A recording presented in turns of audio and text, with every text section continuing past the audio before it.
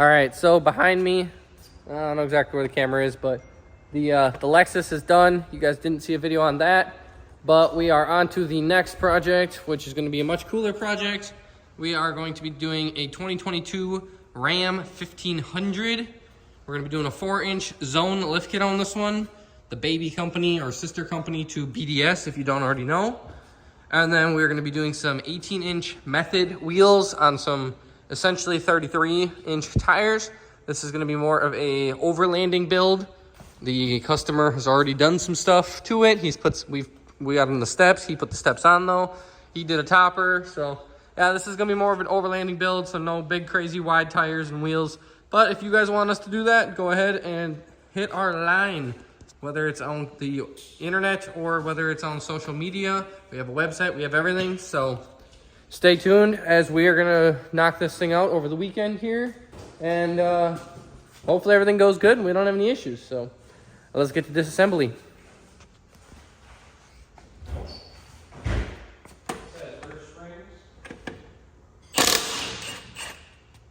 Yes.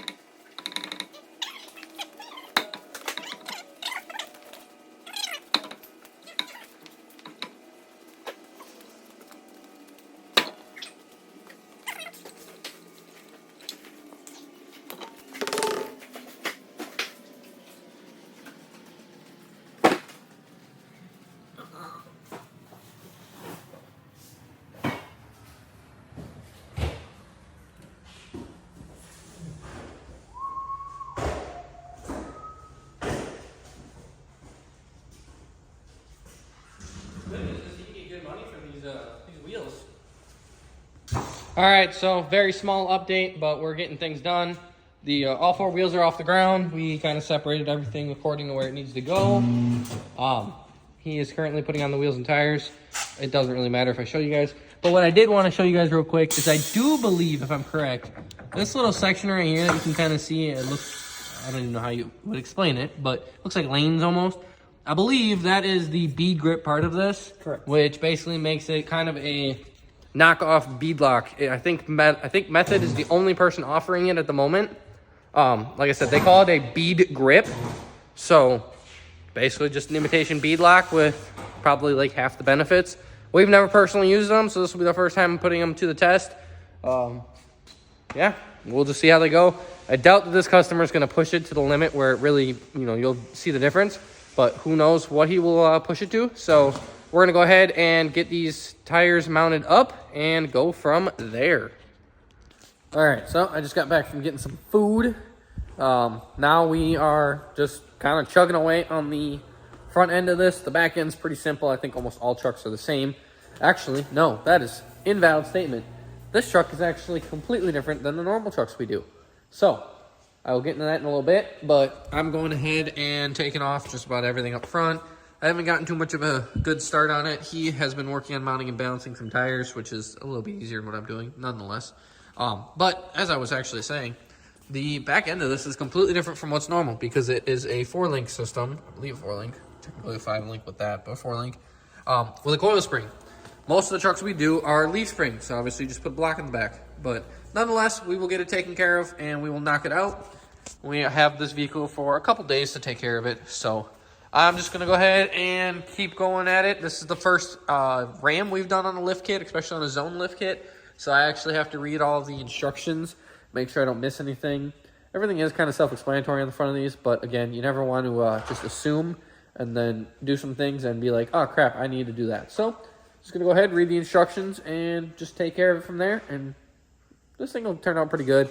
The only problem we have right now is we're really hoping that the brakes clear with these 18-inch wheels. I think the bead grips, when I bought them, the biggest size they went was 18, and the customer wasn't big on the huge sizes. And unfortunately, when you get into some of these newer trucks, cars or trucks, everything's coming with bigger wheels, but most of the time it's bigger wheels for a reason, because these brakes are bigger. And I mean, the 20s that were on here probably had like an inch or two of spare. Now, we're not going to test it right now, or maybe we will, but I don't think I'll get it on video. We have to test these and make sure that these don't hit brake calipers with the wheel weights on the inside. So it's just one of those things that you have to look at when you are building trucks, is the size of everything. A lot of the customers we deal with want to deal with scrub radius just because they aren't going with the crazy offsets and everything. So we typically have to worry more about the rim diameter than anything else. But I gotta get to work, and I will catch you guys when we probably end for the day. So yes. All right, guys, so don't hate the camera work. He's gonna have a little talk while I actually do a little bit of work. Here you go, take the camera and talk about it. All right, so we took this apart. We ended up taking the spindle out. We ended up taking the brakes off. We took out the coil spring, so that's all here on the floor. And then what you have to do is you have to disassemble the bearing from the old spindle.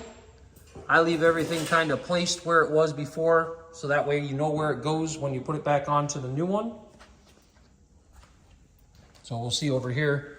This guy actually isn't behind the camera this time. He's working, which is normal. It's just you usually don't see him working. Usually he's doing the work. It's just he does the camera work also. So this side we got the same thing. Turn the damn camera sideways. If you look, can't get all of it in there when you turn it sideways, but that's what he wants me to do. So you can see the spindle's out, struts out, brakes are off. We ended up in this kit, what they want you to do is they want you to take the brake line off of here and move it down. There's a bracket for it. I'll show you on the other side how we did this. So on this side, there's a bracket that we install. And when we install that bracket, it drops the brake line down. That brake line will end up going up to that hole and it'll tighten up. And that gives you the drop that you need, because we're gonna end up taking this lower control arm out and putting drop brackets in. Drop brackets are down here in this box. And then we got skid plates. We got a spacer for the drive shaft. So that's where we are. We're getting pretty close to having the front end to where we want to have it tonight. So we'll see you later. All right, guys, it is day 2 of working on this truck. He's being a dork. Excuse all the impact noises, but I just got to the shop from work. He worked on this a little bit this morning. Didn't get too much done, but that's all right. He had to catch up with some old friends of ours. So he went ahead. I can't even say we. I'm just going to say he went ahead and put on brackets on both sides. He put on this bracket back here. And then we just went ahead and did the shocks, the springs, sway bars, the extension brackets for the rear brake lines. I think we're just about finished on the back end. I have not read the instructions so far because what I came into was pretty self-explanatory. We still have not done the front spindle. I mean, we put them together, but we haven't put anything on yet, just because I'm assuming he was waiting for me to get done so that we could assist in dropping the front diff, and then we can put in the front cross members and probably cut some shit up, because most of these cross member drops require some type of cutting. But other than that, not too much has happened quite yet this morning or today, but hopefully, if we really push hard, or if everything just goes well, maybe we can have it on the ground tonight, lifted, and then we can just finish up odds and ends tomorrow, and then go get some content with it, and then show you guys the finished product of it.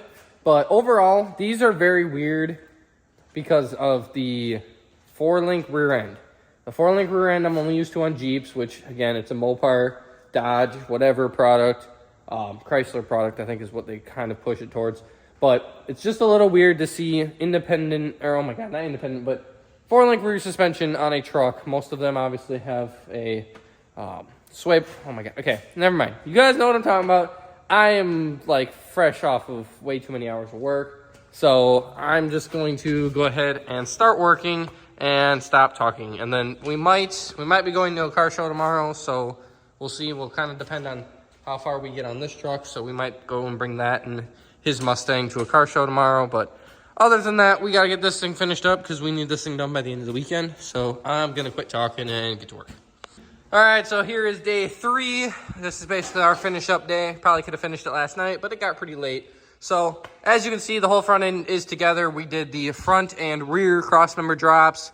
We put in all of the bracketry for the diff drop, which is, if I'm correct, there's one bolt. Yeah, one hanger right there, one up here on the center, and then they do another drop bracket right back here, right up there. So all of them are really fun to get to, but that's just part of how it is.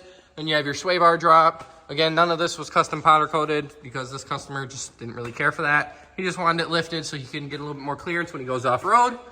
And then obviously we put in the drop knuckle. We put in the little spacer up there for the strut. Now, because we had to relocate the brake line, we chose to take the brake line off, disconnect it right back here. So we have to lower the vehicle, bleed the brakes, check over everything once again. Then we have to set it on the ground and tighten up all of our alignment and do an alignment on this as well. And then we can slap the wheels and tires on it. We already have the back wheels and tires on it. And just kind of see how it looks, take it for a few test drives, make sure it's all good.